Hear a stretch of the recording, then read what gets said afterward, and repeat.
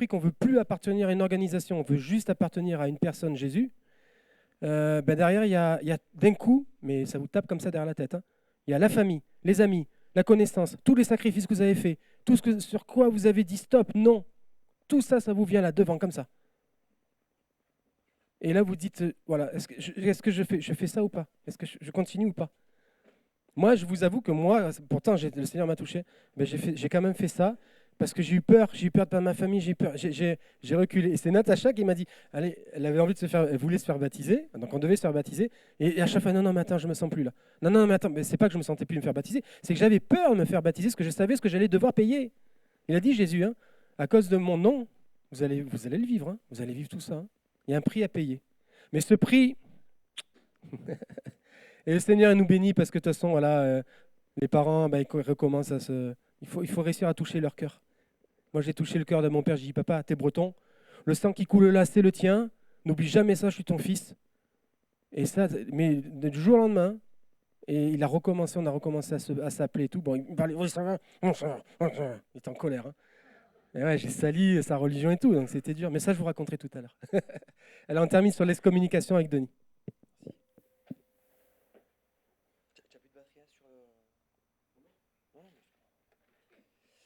Oui, alors l'excommunication. Waouh, ça c'est un sujet. Un sujet douloureux parce que vous vous souvenez sur les questions en baptême, on a dit oui à appartenir à cette organisation. On a dit oui, on a dit oui. Et quiconque voudra quitter cette organisation, pour X raison, il va passer par l'excommunication. Et là, c'est la catastrophe parce qu'on n'est pas préparé à ça. Ok, donc en fait, l'excommunication, ça commence vraiment à être répandu sur le YouTube, etc., etc. Donc parfois, il y a des témoins de Jéhovah qui viennent taper à la porte des personnes. Et puis ces personnes vont sur YouTube, ils tombent sur nos chaînes. Enfin bref, et nous, on en parle beaucoup de l'excommunication parce qu'on sait le prix à payer est très très lourd. Et du coup, ça les refroidit. Ils peuvent aller sur le site jw.org pour voir un peu si c'est vrai cette histoire d'excommunication. Alors vous allez voir que c'est subtil. Regardez bien la phrase des témoins de Jéhovah. Donc ça, c'est sur le site de jw.org. Et ils abordent cette question à moitié. Les témoins de Jéhovah cessent-ils de fréquenter leurs enfants si ces derniers choisissent de ne pas se faire baptiser? Mais c'est pas ça la question en vrai. Hein. Et donc, il est écrit, je suis désolé, je m'approche un peu. Non, non, non, on ne cesse pas de fréquenter nos enfants. Si leurs enfants ne partagent pas leur foi, des parents témoins sont tristes, mais ils continuent de l'aimer. Ils ne mettent pas fin à la relation avec lui pour la simple raison qu'il ne veut pas devenir témoin de Jéhovah. Chaque personne, quel que soit son âge, doit décider par elle-même si elle se fera baptiser ou pas. C'est bien, non? Et oui, il fonctionne comme ça, ouais, ça marche. Mais là, ce n'est pas tout à fait la question qu'on est en train de poser là. On est en train de dire, si je me fais baptiser témoin de Jéhovah et que je décide de quitter cette organisation, est-ce que mon père et ma mère ils vont me renier? Là, la question, c'est pas ça. C'est les témoins de Jéhovah cessent-ils de fréquenter leurs enfants si ces derniers choisissent de ne pas se faire baptiser? Nous, c'est pas ça qu'on est en train de dire. On est en train de dire que si, quand tu te fais baptiser, non, heureusement ça serait énorme quand même qu'ils décident de ne pas nous fréquenter si on décide de ne pas se faire baptiser. Bon, apparemment, ils s'estiment heureux d'écrire un truc comme ça. Ouais, peut-être le prochain palier, c'est ça. C'est peut-être ça d'ailleurs, ouais. Non, la question, c'est surtout, si je me fais baptiser, témoin de Jéhovah, puisque de toute manière, nous, depuis tout petit, on a été voulu en Jéhovah, on est formaté, c'est le peuple élu de Dieu, quand même, hein, le niveau est là, hein, c'est le peuple élu de Dieu. Les évangéliques, les dons de l'esprit, c'est le diable. Les catholiques, c'est Babylone la Grande. Les mormons, non, c'est pas pour moi. Qu'est-ce qui me reste? Les témoins de Jéhovah. Et donc, on s'est baptisé. On est programmé pour ça, quelque part. Hein. Puis après, la vie, elle passe, elle change, il nous arrive des choses. Et là, on commence à se rendre compte par nous-mêmes, étant adultes, que finalement, on est peut-être dans un mouvement qui ne nous correspond pas. Et là, on décide de sortir. Donc, tu vas sortir, mais ça va te coûter ta famille. Donc ça, c'est ce qui est sur le site internet. Vous avez vu que la question elle est un peu biaisée, c'est pas tout à fait ça la question. Mais par contre, on a les tours de garde. Donc après, on va zoomer bien sûr. Hein. Chaque année, on ne va pas y échapper en tant que témoin de Jéhovah. Il va y avoir une tour de garde sur l'excommunication. Okay, paragraphe question, toujours la même chose. Il va y avoir des vidéos, des encouragements pour fortifier les fidèles à ne plus voir le membre de leur famille, parce que c'est ce qui va se passer. Lorsque vous quittez les témoins de Jéhovah, eh bien, ils savent ce qu'ils ont à faire finalement. Ils ont ordre de cesser de fréquenter toute personne qui a quitté cette organisation tout à l'heure. Je vous raconterai comment moi ça s'est passé en tout cas. Donc, si on zoome un peu sur un enseignement, donc l'intitulé c'est Un proche quitte Jéhovah. Donc là, on est vraiment dans le thème. Donc, paragraphe question, hein, toujours pareil. Donc là, paragraphe 17-18, la question. Si un membre de ta famille quitte Jéhovah, qu'est-ce qui peut t'aider à supporter la douleur? La réponse c'est, si un membre de ta famille est excommunié ou s'il se retire de la congrégation, cela peut te faire l'effet d'un terrible coup d'épée. Comment supporter une telle douleur? Bon, là c'est particulier parce qu'ils nous disent, il y a deux catégories là. Si un membre de ta famille est excommunié ou s'il se retire de la congrégation. Alors, c'est quoi la subtilité? C'est-à-dire, je suis témoin de Jéhovah, je commets un adultère, peu importe, je suis dans le péché, je suis excommunié. Bon. Mais ça peut ne pas être que ça. Ça peut être, je peux être un bon père de famille, fidèle à mon épouse, tout va bien. Je décide de me retirer de l'organisation parce que ça ne me correspond plus. Mais je ne passe pas par la case excommunication, je n'ai pas fait de péché. Eh bien, il considère que le fait de se retirer des témoins de Jéhovah, c'est un péché, ça. Donc, il va appliquer la même chose. C'est ce qui s'est passé avec Jean et Natacha. Eux, ils ont décidé de quitter cette organisation. Ils sont toujours ensemble, même s'il y a eu des histoires, parce que bien sûr, dès qu'il y en a un qui est excommunié, ça part derrière son dos. Je ne vous dis pas tout ce qu'on a pu raconter sur moi et sur Joël et Natacha, parce que forcément, si on quitte Jéhovah, on est mauvais, on n'est pas bien, on a fait des choses horribles. Mais enfin voilà, vous avez compris, deux catégories de personnes, c'est la même chose. Hein. Un pécheur ou quelqu'un juste qui décide de se retirer de cette organisation vivra l'excommunication, donc l'ostracisme.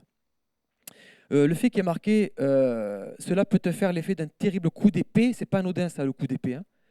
Jésus, il a dit, je ne suis pas venu apporter la paix, mais l'épée. Il y a toujours une petite arrière-pensée en disant, n'en veux pas à Jéhovah, hein, c'est Jésus en fait qui avait dit. Hein. Donc paragraphe 19, il est écrit, respecte la discipline de Jéhovah. Même si la discipline de Jéhovah est douloureuse sur le moment, elle peut être bénéfique tant pour le pécheur que pour les autres. Ah bon? Par exemple, Jéhovah nous ordonne, donc c'est un ordre qu'ils ont, hein, nous ordonne de cesser de fréquenter un pécheur non repentant. Donc, même si cela nous fait de la peine, nous devons éviter tout contact non nécessaire avec un proche excommunié, que ce soit par téléphone, texto, courrier, email ou réseaux sociaux. Bon, là, il ne reste plus grand-chose au final. Oui.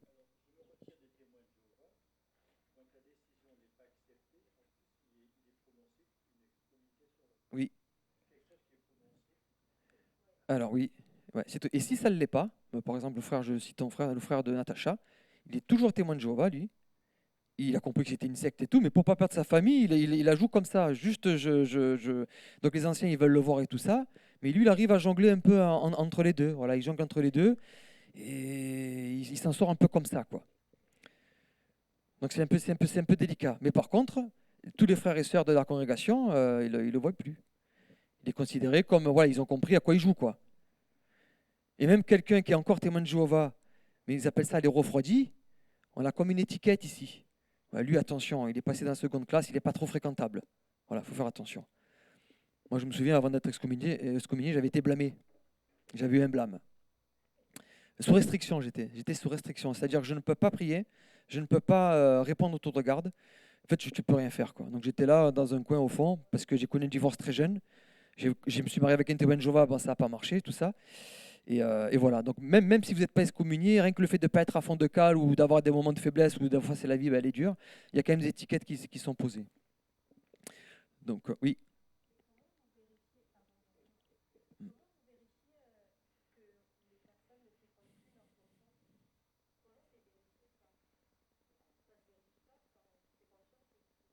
Comment c'est vérifié? Tu peux dire moi je fais un peu comme je veux et personne ne le saura, c'est ça? Oui, oui, oui, oui, oui. Tout à fait. Tout à fait. Moi je me souviens, j'ai été excommunié un samedi, je crois, ou un vendredi. Et je crois que le mercredi, il y a deux anciens ils font toujours le même protocole. Il y a deux pasteurs qui sont venus voir mes parents et ils lui ont dit bah, il faudra que tu voies ton fils le moins possible. Maintenant, tu sais ça. Hein. Et mon père, bah, avec ma mère, ils se sont mis à pleurer et puis ils étaient tristes. Mais c'est toujours un protocole. Tu as les anciens qui viennent fortifier en disant maintenant, tu sais, nous, on sait que ton fils il est excommunié. Il faut plus que tu les voies. Donc voilà. Donc eux, bah, ils sont là, ils sont fortifiés et puis ils arrivent même à se dire que c'est eux qui le veulent, ça. Ils arrivent à s'en persuader que c'est eux qui prennent la décision. Ils sont pas manipulés. Non, non, ils sont pas manipulés. C'est Jéhovah qui nous le dit. C'est moi qui décide, c'est un choix personnel. Pour Natacha, par exemple, ça ne s'est pas passé comme ça. Les deux anciens, ils sont venus voir son père. Ils ont commencé à lui dire, tu sais, Natacha, elle est excommuniée. Maintenant, il faudra qu'il a dit, hop, alors attends, par contre, je t'arrête de suite là. Tu es en train de me dire que ma fille, je la verrai plus. Je préfère que tu sortes de chez moi. Mais ça, tu le diras pas. Ah non, il ne faut pas que tu le prennes comme ça. Tout ça, non, mais je te le dis. Il y en a quand même qui arrivent à s'opposer, mais c'est rare les gens comme ça.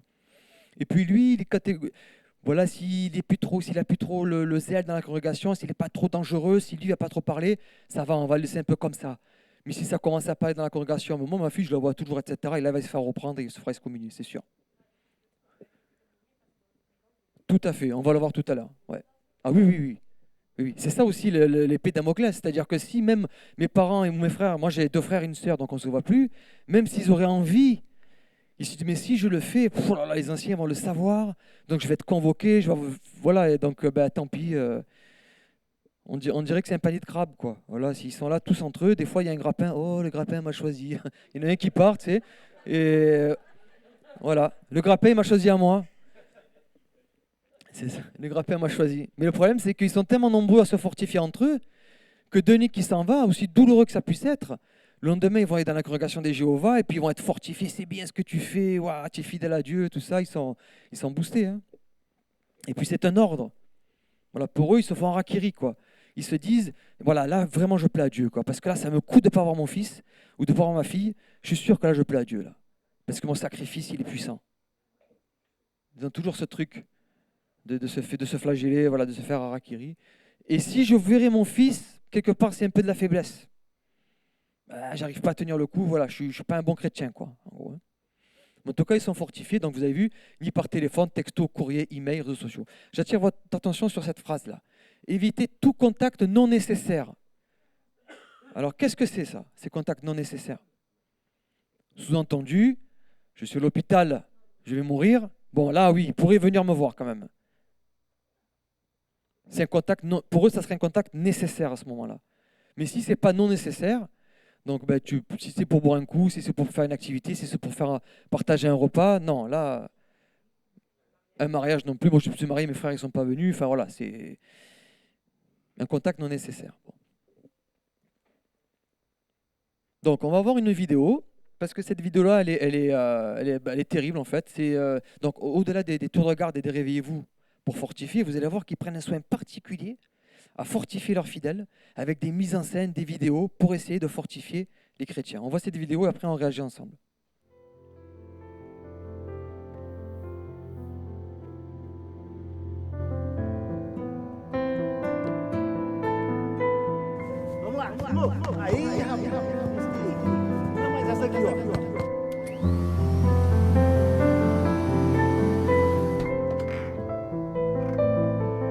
J'étais partagée.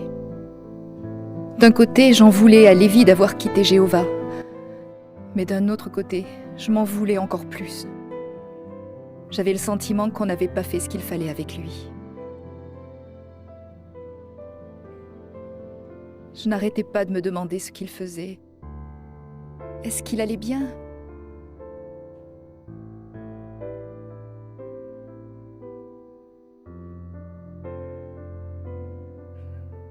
Les dernières semaines avaient déjà été difficiles, mais là, ça devenait encore plus dur.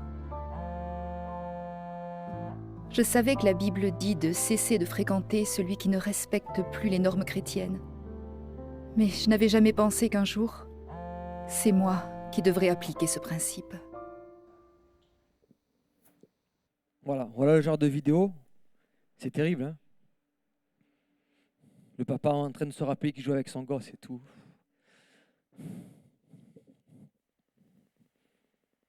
Et donc toute personne qui décide donc de passer outre cet ordre, eh ben, il va avoir des problèmes. Parce que donc ça, c'est un livre, ça s'appelle « Prenez soin du troupeau de Dieu ». Ce livre-là, il est disponible que par les anciens. Okay, ça, les fidèles, ils ne peuvent pas l'avoir, ce livre-là. Et voilà ce qu'il est écrit. Si on apprend qu'un membre de l'Assemblée fréquente sans nécessité des membres de sa famille qui ont été excommuniés ou se sont retirés volontairement, donc j'ai surligné, je vous passe un peu tous les détails, un chrétien ne respecte pas l'esprit de la mesure d'excommunication. Ils vont former un comité de discipline religieuse s'il persiste à communiquer ou à échanger des idées d'ordre spirituel avec ses membres de sa famille. Donc voilà, là c'est clair, si ça se sait, qu'il commence à parler avec lui, à échanger, surtout sur des questions d'ordre spirituel, alors là ça serait terrible, parce qu'ils savent que nous on sait maintenant, qu'on a vérifié, et bien, du coup ils vont former un comité de discipline religieuse, et là ils vont lui dire écoute, soit t'arrêtes, soit alors ça va commencer par les blâmes, les restrictions, et puis après ça va finir par l'excommunication. Le Seigneur nous avait prévenus, il avait dit en Jean chapitre 16 verset 2, on vous exclura des synagogues, et même l'heure vient où tous ceux qui vous feront mourir croiront offrir un culte à Dieu. Ils agiront ainsi parce qu'ils n'ont connu ni le Père, ni moi. C'est vrai ça, il y a vraiment des personnes, ils pensent plaire à Dieu en faisant ça. Hein. Tu n'as plus ton gosse, tu n'as plus ton frère, tu n'as plus ta sœur, mais toi tu penses que c'est pour Dieu que tu le fais. Ça s'appelle de l'extrémisme religieux en fait, c'est tout. Hein. En Romains chapitre 13, versets 9 à 10, il est écrit « Tous les autres commandements se résument dans cette seule parole. Tu aimeras ton prochain comme toi-même. L'amour ne fait pas de mal au prochain. L'amour est donc l'accomplissement de la loi. » Et cette phrase-là, elle est très bien. Parce que ça veut dire que même si, ok, moi je veux vraiment observer la loi, coûte que coûte, je suis un guerrier du Christ, je veux observer la loi. Mais si en observant la loi, ça fait du mal à ton prochain, alors ça veut dire que tu es dans l'extrémisme. Tu as raté quelque chose. Parce que tu peux tomber dans l'extrémisme. Là, on est en train de nous dire l'amour, c'est l'accomplissement de la loi. Donc si ça fait du mal à ton prochain, l'excommunication, ça nous détruit, c'est quelque chose que tu fais pas, que tu fais mal. Vous savez, les croisés, ils ont fait pareil aussi. Hein. Les croisés, ils tuaient au nom de Dieu. Et leur cri de guerre, c'était Dieu le veut. Et ils allaient tuer des gens. Parce qu'ils faisaient des prédications sur les textes de l'Ancien Testament, où c'est très dur. Après, ils ont pris l'exemple de Jésus, où il a dit je ne suis pas venu la paix, mais l'épée. Ou Paul, il dit que le magistrat, il tient l'épée. Et avec ça, ils faisaient des prédications, ils excitaient les fidèles chrétiens, et ils allaient tuer des gens. Mais ils sont fadas, enfin, c'est de l'extrémisme, hein, c'est vrai. Hein. Vous avez des questions sur l'excommunication? Vous voulez réagir? Oui. Oui, alors, il y a quand même quelque chose. Parce qu'on l'a pas vu on l'a vu tout à l'heure, mais il prendra toujours un texte. 1 Corinthiens 5, 11. On donnera toujours à ce texte-là. Où Paul, il va dire que celui qui est idolâtre, voleur, etc., je vous dis de même pas le saluer. Moi, j'ai déjà délié, je l'ai voué à Satan. Il va parler de ça en Corinthiens 5, 11. Sauf que, si on prend le verset 2, il est question d'un chrétien qui a couché avec la femme de son père. Vous avez entendu, il a couché avec sa belle-mère. Et il vient dans l'église et en plus, il fait le fanfaron, quoi. Il est écrit il s'enorgueillissait de ça. Et Paul a dit, mais attendez, mais c'est pas parce qu'il est chrétien, un truc comme ça, pour nous, c'est pas faisable, il faut pas le fréquenter. Et après, il rajoute ivrogne, idolâtre, etc.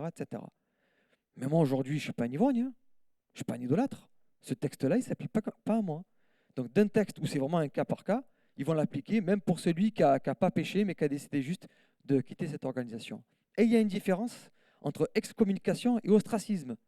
Ça, c'est encore deux choses différentes. L'excommunication, je ne vais pas m'en plaindre, parce que c'est moi qui ai fait ma lettre de retrait. Donc, je ne vais pas me râler parce que je suis excommunié, c'est moi qui l'ai voulu. Mais l'ostracisme, ce qu'il y a derrière, c'est là où il y a un problème. Parce que ça s'appelle de la haine raciale, ça. Et au niveau de la loi, c'est condamné. Tu ne peux pas ne plus parler à quelqu'un pour sa couleur de peau ou pour sa religion. Ça, c'est condamnable. Donc, moi, si demain je passe devant le juge il va dire à mon père, alors, monsieur Rizzo, vous avez un contentieux avec votre fils? Non, tout va bien avec lui. Pourquoi vous ne voulez plus le voir? Parce qu'il a changé de religion. Ah non, vous êtes condamné, monsieur. Vous n'avez pas le droit de faire ça. Maintenant, si moi, j'ai une guéguerre avec lui d'héritage, ça, c'est nos problèmes. Ça, c'est autre chose. Mais moi, je n'ai pas de problème avec ma famille. C'est juste que je décide de changer de religion. Et là, ils m'ostracisent. Et c'est là où c'est attaquable. Et d'ailleurs, on va le voir, il y a beaucoup de procès qui ont été gagnés par des personnes qui ont vécu cet ostracisme. Ils n'ont pas attaqué sur l'excommunication, parce que souvent, ils s'en sortaient comme ça, les tiges, en disant, mais c'est biblique. Regardez, les catholiques le font, tout ça. Nous, on attaque sur l'ostracisme qu'il y a derrière. Moi, je suis plus TJ, ça, c'est autre chose. Et pourquoi je ne pourrais plus voir ma famille, alors, du coup, si on se respecte? Moi, je ne parle pas de sa religion, il ne parle pas de la mienne, on pourrait continuer à se voir normalement. Non, même là, ce n'est pas possible. Donc, c'est vraiment extrémiste. Oui. Réintégrer? Oui. Oui. En fait, donc, quand tu es excommunié, ça se passe comme ça. Tu passes devant un comité de discipline religieuse. Donc, ils sont trois pasteurs ou trois anciens. Ok. Donc là, tu vas expliquer pourquoi tu veux plus être là, ou pas d'ailleurs, je peux faire une lettre comme ça. Et eux, ils vont te dire, les trois, ils vont te dire, tu sais, moi, ils m'avaient dit, si tu pars, ça va être très dur avec ta famille, ils m'ont mis une pression pas possible. Mais moi, je ne pouvais plus rester dans cette organisation. Donc j'ai décidé de partir. Et je ne suis jamais revenu. Mais très souvent, à la salle du royaume, comme ici, on était assis, et tu te retournes et tu vois quelqu'un. Il y a une salle vitrée là. C'est comme s'il y avait la salle vitrée. Bon, là, elle est opaque, mais elle est vitrée. Et tu en as deux, trois qui sont derrière là. Eux, c'est des excommuniés qui veulent revenir. Donc en fait, on les met au fond, derrière, avec cette salle vitrée, ou alors au fond, derrière. Personne ne leur dit bonjour, les pestiférés, quoi. Mais on sait qu'eux, ils envisagent d'être réintégrés. Donc après, les anciens vont aller les voir, ils vont encore discuter avec eux, et là, ils peuvent être réintégrés. Ah oui, ah oui. Là, c'est voilà, j'ai fait ça, j'ai fauté. Aujourd'hui, non, je pense comme ceci. Là, ils sont réintégrés. Oui, oui, ça peut durer 3 mois, je crois. Hmm.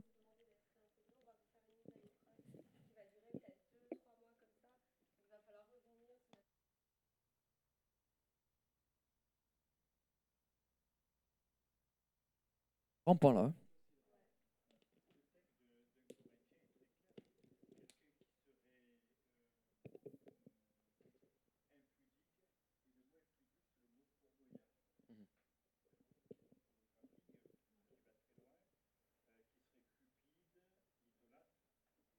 C'est ça en plus. C'est ça qui était terrible au verset 2. C'est que le gars, il a couché avec la femme de son père et en plus, il fanfaronnait à l'église. Et là, Paul, il est intervenu, il a dit non, mais ça, un truc comme ça, c'est pas possible. Ça se comprend d'ailleurs. C'est pas parce qu'on est en Christ qu'on peut faire les 400 coups. C'est ça, et c'était ça l'idée. Et que si le gars, il persistait en plus à maintenir ses positions en disant moi, j'ai le salut par grâce, je peux faire un peu ce que je veux, Paul, il a montré que non, tu feras pas ce que tu veux. Parce que ça marche pas comme ça. Et en plus de ça, tu vas contaminer ceux qui sont dans l'église. Ça se comprend, ça. Mais aujourd'hui, alors on est tous excommuniés, parce qu'on est tous des pécheurs, c'est ça l'idée. Et c'est pourquoi ils ont enlevé Jean, chapitre 8, verset 1 à 11, le fameux, que celui qui est sans péché jette la première pierre. Parce que là, il n'y a pas d'amour, là. Là, c'est l'excommunication, si tu ne vois plus personne, ils ont ordre de cesser de fréquenter. D'ailleurs, il y avait marqué par, oui. Non, et non, non. Mais une fois que tu as connu Christ, après, tu peux. Mm. Mm.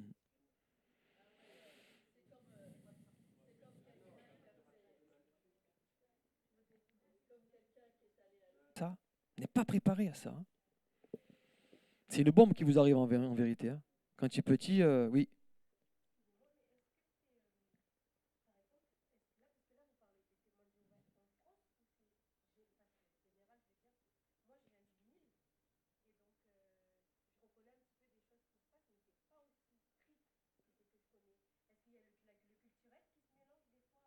Peut-être à leur insu, mais la nourriture du collège central, c'est la même pour tout le monde. La tour de garde, elle est publiée, c'est la même en temps et en heure, traduite dans le monde entier, et c'est les mêmes directives. Les mêmes directives.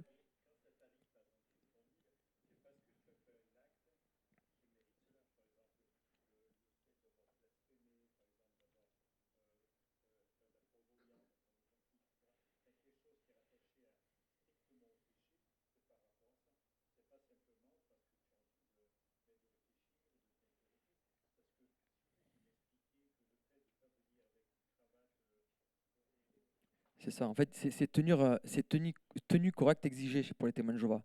C'est-à-dire, c'est costume, cravate. Les filles, c'est pas de pantalon. Pas la barbe aussi. On n'a pas le droit à la barbe, les témoins de Jéhovah. Donc celui qui a la barbe, il est considéré un peu comme un rebelle, il n'a pas de privilège, il ne peut pas faire de la sono, il ne peut pas prêcher. Il y a plein de commandements comme ça, humains, très humains. Moi, je me souviens, mon frère, il avait un pantalon un peu serré. Par exemple, si je rentre comme ça chez témoin de Jéhovah, avec crié au scandale, hein. Il s'était fait reprendre devant tout le monde de voler. Attends, c'est les homosexuels qui s'habillent comme ça. Faut que tu... Moi, je me souviens un jour, j'étais arrivé en retard du boulot, j'avais fini tard, et puis j'étais arrivé en basket à la salle du royaume. C'était où ça où je venais pas à l'église. Et la réunion d'après, ils m'ont dit Denis, tu viens, il faut qu'on te parle. Donc ils étaient deux anciens, ils m'ont convoqué dans la salle vitrée, la fameuse là, où tout le monde voit en plus que je te fais reprendre par un ancien, c'est pas terrible. On me dit voilà, il y a une sœur qui a été choquée par ta tenue vestimentaire. Moi, j'ai dit ah bon, choquée de quoi?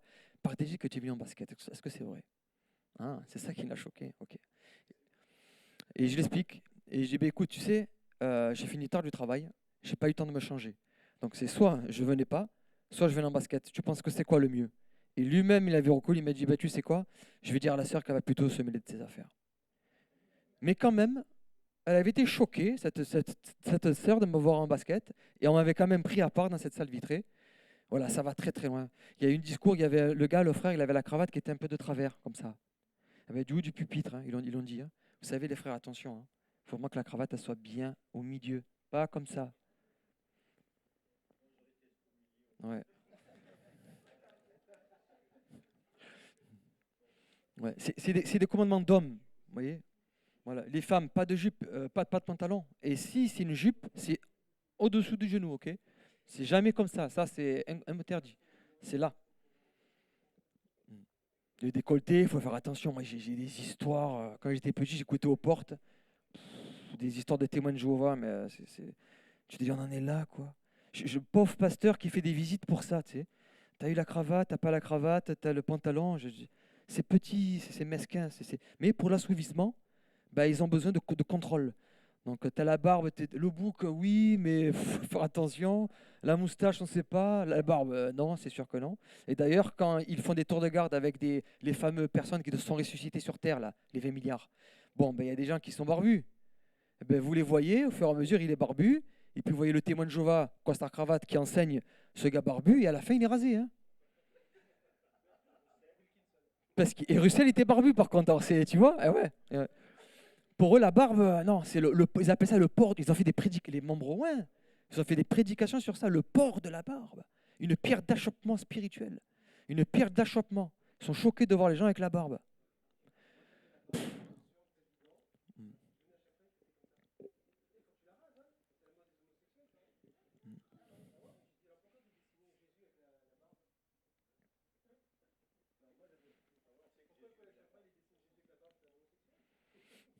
Ouais. D'ailleurs, quand vous voyez un témoin de Jéhovah qui est barbu, c'est qu'il va pas bien. Moi, j'ai appris que mon frère, il avait la barbe. Ah ben, je peux vous dire qu'il est pas loin de sortir. Hein. Parce que ça veut dire qu'il est un peu rebelle, il n'y a plus rien. Quoi. Bon, enfin. Ouais, donc ni par texto, ni par courrier. Je me souviens, mon cousin, il a été en plein cancer. Ils avaient créé un WhatsApp. Il y avait 3 témoins de Jéhovah dedans. Mais c'est mon cousin autant que le leur, hein, d'accord bon. Et puis, mon autre cousin, parce que nous, on est une famille de Siciliens, nombreuses et tout ça, il me dit, ouais, GG, en plein cancer, tout ça, nous, on lui a écrit sur WhatsApp et tout ça. Et puis, je commence à comprendre qu'ils ont créé un groupe pour le soutenir parce qu'il est en plein cancer. Et je lui dis, mais pourquoi je ne suis pas, moi? C'est quoi? J'ai dit, c'est un groupe de témoins de Jéhovah? Il me dit non. Et même lui, qui n'était pas témoin de Jéhovah, il ne m'avait pas mis parce qu'il savait que ça pouvait créer des problèmes. Et là, il se rend compte, il dit, non, quand même, c'est vrai. Non, bah écoute, Denis, tu as raison. Dès lundi, tu y es, je te mets sur le groupe. Je ne sais pas pourquoi tu ne serais pas. Bah, je dis, ouais, c'est mon cousin autant que les autres. Hein. Il me met sur le groupe le lundi à 8h. À 11h, les 3 témoins de Jéhovah, ils étaient partis du groupe. Ils ne peuvent même pas, ils n'ont pas pu rester sur le groupe WhatsApp parce qu'ils ont eu mon nom. Et oui, parce qu'il est écrit même pas par texto ou aux réseaux sociaux, donc ils n'ont pas le droit. Ils sont partis. Et du coup, ça fait un scandale dans la famille. Mon cousin m'a dit, quoi? T'as vu, Denis, je t'ai mis, ils sont partis. Je te l'ai dit. Alors que je n'allais même pas leur parler. C'était juste qu'il fallait fortifier mon cousin qui était en plein cancer. Enfin, bref. Pour vous dire que ça va très très loin, cette histoire d'excommunication. Donc voilà, donc la famille, voilà, la fois dernière, la Valisette avait marqué vous pouvez trouver le vrai bonheur familial. J'ai dit, ah ouais, mon pauvre. Donc c'est ce qu'il prêche, hein. C'est le bonheur familial en Jéhovah, la pureté de la congrégation. Voilà, nous, attention, voilà, on respecte les règles, on est les meilleurs, hein. Mais le premier qui sort, bah, il restera plus que des photos déchirées dans leur cœur. C'est terrible, hein, c'est triste. Hein. Moi, je me souviens, je me suis fait excommunier. C'était le mercredi, le samedi, bah, les anciens étaient passés. Moi, j'étais rentré chez moi parce qu'on est famille de Siciliens, nous. Donc, moi, je me disais, la communication, c'est pour les autres. Ils ne pourront pas me le faire à moi, c'est pas possible. Moi, je suis le premier né en plus de ma famille. Bah, ils ont fait pareil. Hein. C'était terrible. Hein. Ma mère, elle a ouvert la porte, elle m'a regardé, elle m'a dit, mais tu le sais quand même. Elle m'a fermé la porte au nez. Et là, quand elle m'a fermé la porte, ça m'a fait, oh, je suis rentré dans ma voiture, j'ai dit, mais dans quoi j'étais là? J'ai dit, maman, elle peut faire ça? C'est terriblissime. Mais je sais qu'elle, ça lui a coûté en plus de ça. Elle est malheureuse qu'elle n'en peut plus de ça. Mais c'est plus fort que... Là, mon père, je l'ai vu il y a 3-4 jours, dans une grande surface. Il m'a regardé. Bonjour, bonjour. Il m'a même pas reconnu, quoi. Il m'a pas reconnu. Et pour de bon. Hein. Comme si c'était un voile. Je l'ai vu, lui, tout mélancolique, tout vieux. Il était tout vieux. Ils sont tristes à en mourir. Mais non, ils continuent encore avec ce truc-là. Alors que ça les détruit, en vérité. Hein. Donc, c'est très, très dur. Hein. Voilà, et puis après, nous, on a essayé de coller les morceaux parce que ça a duré 2 semaines à plus se parler du tout. Ma mère a été malheureuse qu'elle n'en pouvait plus. Et à un moment donné, elle m'a appelé, elle a un peu craqué. Écoute, viens, on peut pas ne plus se voir, c'est pas possible. Et donc là, on a fait l'amour à moitié, ce que j'appelle moi. C'est-à-dire, tu viens chez moi, mais je ne partage pas un repas avec toi. quand je viens chez toi, alors, de l'eau, oui, mais le café, non. Des cacahuètes, peut-être, mais par contre, dans le gigot d'agneau, ça, tu ne pourras pas. Tiens, maman, je viens d'Espagne, je t'amène une bouteille de vin. Non, non, je ne peux pas la prendre. Non. Je ne peux prendre pas de cadeau. Ok, c'était horrible. Et en fait, ça s'est fini par un chaos. Ça ne marche pas du tout. C'est soit l'amour plein, soit la claque, la caresse, c'était juste pas possible. Donc après, ça s'est fini comme ça.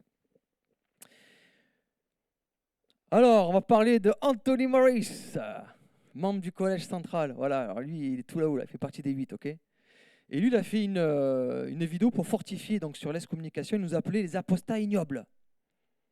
Et il a pris l'exemple des vers, les vers que vous voyez derrière, là, en disant qu'ils se languissaient notre mort pour que les vers ils viennent nous ronger. Ok? Membre un de l'Esprit de Dieu, il se languit notre mort, il a dit. Et il prend une boîte d'allumettes, là, que vous voyez là, et il a dit, regardez ce que c'est les apostats de Jéhovah. Il craque l'allumette, il souffle, et voilà, c'était les ennemis de Jéhovah. Et tout le monde rigole, hein. Tout le monde rigolait, tout ça. Bon, eh ben, vous savez ce qu'il est devenu de lui? Eh ben, il a été chopé dans un magasin, ce même gars-là, avec $900 de bouteilles d'alcool dans son caddie. Avec l'argent des fidèles, attention. Hein. Eh ben, il a été viré du collège central. Ce même gars qui a soufflé, qui a souhaité qu'on se fasse cramer, il s'est fait cramer lui. Quand on dit que l'orgueil précède la chute, c'est vrai, hein, la justice de Dieu, quoi. Voilà. Donc ça, c'était une parenthèse sur notre fameux Anthony Maurice qui nous est cher. Et moi, je me mets à la place de l'ex-témoin de Jéhovah qui était dans le magasin et qui l'a reconnu avec son béret. Et qui se dit, mais c'est pas possible, c'est pas Anthony Maurice avec son caddie avec $900 de whisky, quoi. C'est énorme. Du coup, il a mis ça sur les réseaux sociaux. Ça a été balancé dans le monde entier. Et les collèges centrales, ils disent, on peut plus te garder là. L'image, voilà, ils l'ont viré. Donc il faut savoir qu'attention, les témoins de Jéhovah, ils perdent des procès à cause de ça. Ils n'ont pas le droit de faire l'ostracisme. Hein. Donc là, en février 2021, donc l'UNADFI, c'est l'Union nationale des associations de défense des familles et de l'individu victime des sectes. Donc ils ont porté plainte devant le tribunal pour la honte, pour crime de haine. Ils ont été attaqués, les témoins de Jéhovah, pour crime de haine. Pourquoi? Parce que le fait d'ostraciser quelqu'un pour sa religion, c'est de la haine raciale. Ils ont perdu le procès. Ils ont fait appel, au final ils ont gagné, c'est ça? Et puis après, non, ils ont réussi quand même, ils ont réussi à contrer, mais c'est pas grave. C'était la première fois qu'ils perdaient un procès. Le gars, il avait eu 96 000 € d'amende, puis après ils ont fait appel, et puis c'est passé, mais c'est pas grave, c'est quand même une victoire, parce qu'on voit que ça commence déjà à titiller un peu les tribunaux, en disant, attends, là l'ostracisme c'est trop difficile à vivre. La Norvège, un grand pas aussi, décembre 2022. Donc les témoins de Jéhovah perdent l'aide financière de la Norvège à cause de leur politique d'exclusion. C'est-à-dire, eux, ils ont perdu leur titre d'association cultuelle. Donc ça, c'est une belle avancée en Norvège. Nous, on espère qu'après, derrière, ça va faire des bébés avec l'Europe et tout ça, et qu'ils vont pouvoir, au moins, qu'ils ne soient plus appelés religion, quoi. Parce que c'est vraiment une secte, hein, c'est vrai. Hein. Mais eux, ils jouent sur le truc de dire qu'ils sont une religion. Vous savez, moi, je suis aussi auxiliaire aumônier de prison, et quand on va en prison, il y a aussi des aumôniers témoins de Jéhovah. Hein. Ils ont réussi à rentrer même à prêcher parce qu'ils sont considérés comme religion, et du coup, ils ont dit, mais pourquoi nous n'aurions pas le droit? Et ils sont rentrés dedans. Donc s'ils perdent ce titre-là, derrière, ça va être le jeu de domino. Mais voilà, en tout cas, ça avance, ça progresse. Et puis malheureusement, là, tout dernièrement, la tragédie, le 9 mars de cette année, en fait, voilà, il y a une personne qui s'est fait excommunier, elle a tout perdu son travail, elle a tout perdu, et avant de se suicider, il a fait une tuerie. 10 jours après, il est rentré dans une salle au royaume, il a vidé 21 cartouches, il a tué 8 personnes dans une salle. C'est une tragédie parce que les fidèles témoins de Jéhovah, ils étaient pour rien. Mais je peux comprendre, pas son geste, hein, mais je sais ce qu'il a vécu. Et moi, je dis aussi à toutes les personnes qui se sont suicidées et qu'on n'en parle pas d'elles, parce qu'ils n'ont pas fait une tuerie derrière. C'est aussi que je pense, parce qu'il y en a beaucoup qui se suicident à cause de ça, hein, parce que c'est terriblissime. Et ce gars-là, il n'a pas supporté, il a tiré au hasard, il en a tué 8, 9 personnes, et puis après, il s'est suicidé. Donc voilà, c'est vraiment que cette politique d'ostracisme chez les témoins de Jéhovah, elle est terrible, derrière des conséquences désastreuses. On gagne quand même des procès, ça avance, mais c'est aussi le prix à payer chez les témoins de Jéhovah. Est-ce que vous avez des... Oui.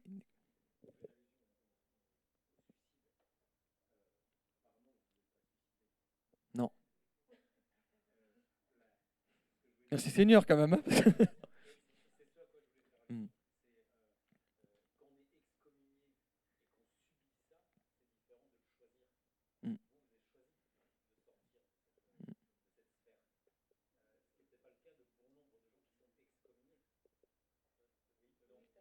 ça dépend.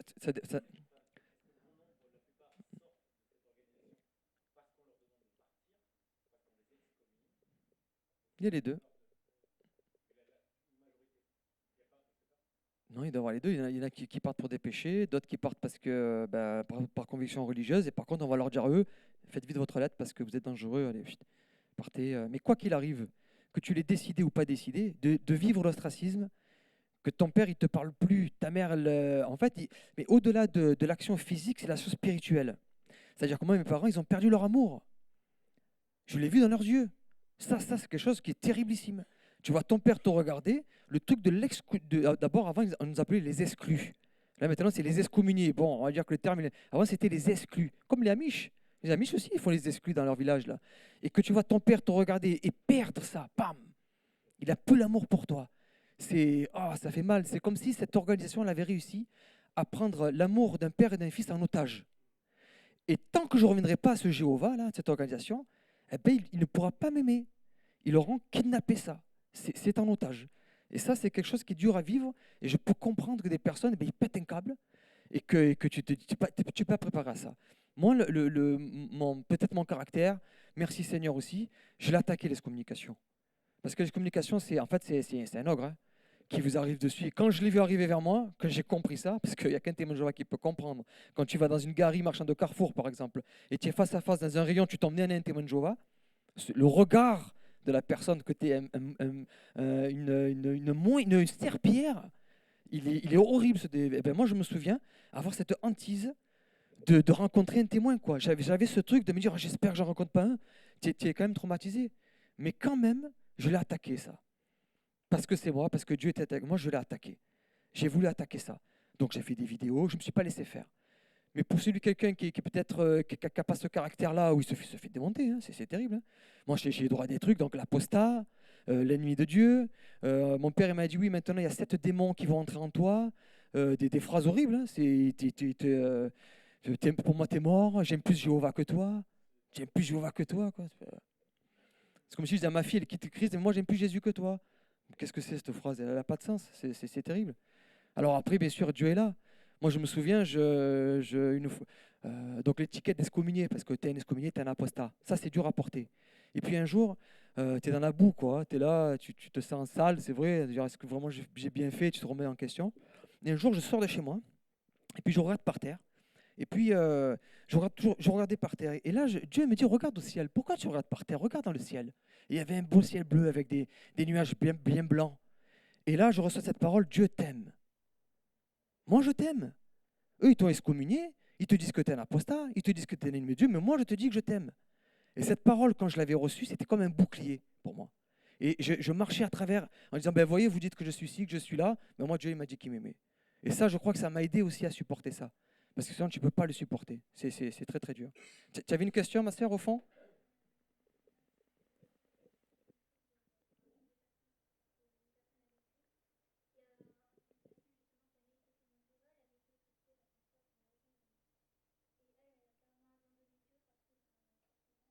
Mm. Oui.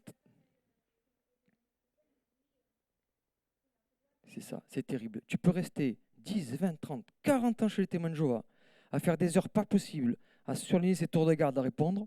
Pour Dieu, hein. Tu sors des témoins de Jéhovah, tu crois plus en Dieu. Alors ça, c'est quelque chose. Il y en a qui mettent tout à la poubelle. Dieu et la religion, allez, c'est bon, on n'en parle plus, terminé.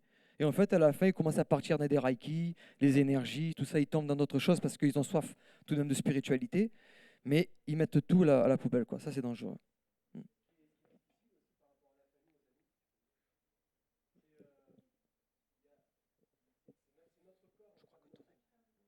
Nous, on reçoit de par nos chaînes beaucoup de témoignages de gens qui sont en train de quitter les témoins de Jéhovah ou qui ont quitté les témoins de Jéhovah.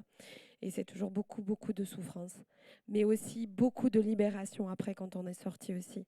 Parce que je pense que Magali est d'accord aussi avec moi. Ça, après, on regrette pas quand même, hein, malgré le prix qu'on paye. Ouais,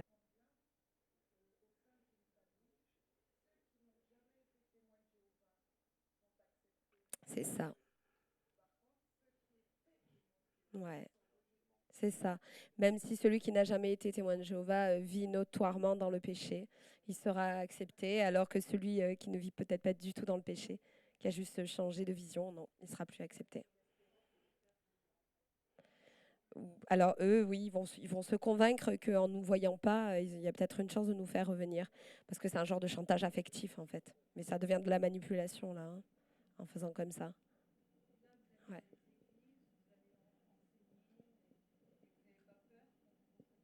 On nous reconnaît. Hein.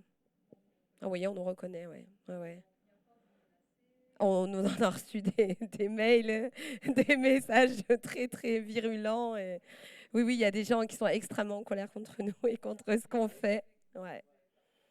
Ah non, non, non, bah après, bon, écoute, de toute façon, c'est des paroles, puis bon, de toute manière. Ouais, ouais, quand même, une fois, j'ai eu peur, moi.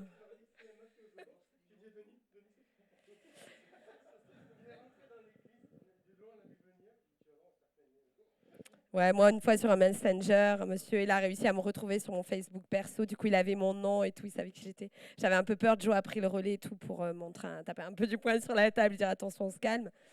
Ouais, ouais, ça fait un peu peur. Après, normalement, il n'y a pas de violence, mais bon.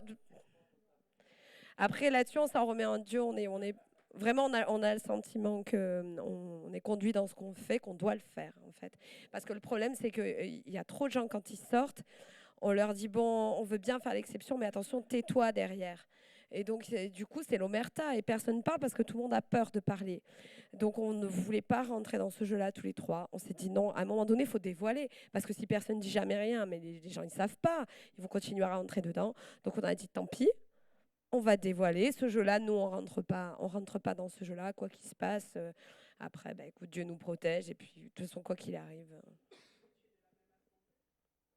Ouais, mais ce soir, on racontera notre témoignage parce que Dieu nous a fait un beau clin d'œil parce qu'on est des amis d'enfance avec Denis. On s'est retrouvés en tant que chrétiens. On vous racontera notre histoire.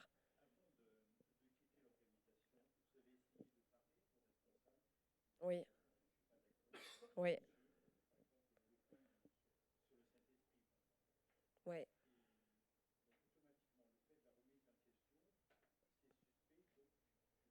Oui, c'est Joël au début qui commençait à poser des questions aux anciens. Donc au début, il venait pour l'aider. Moi, je sollicitais les anciens pour qu'ils viennent aider Joël.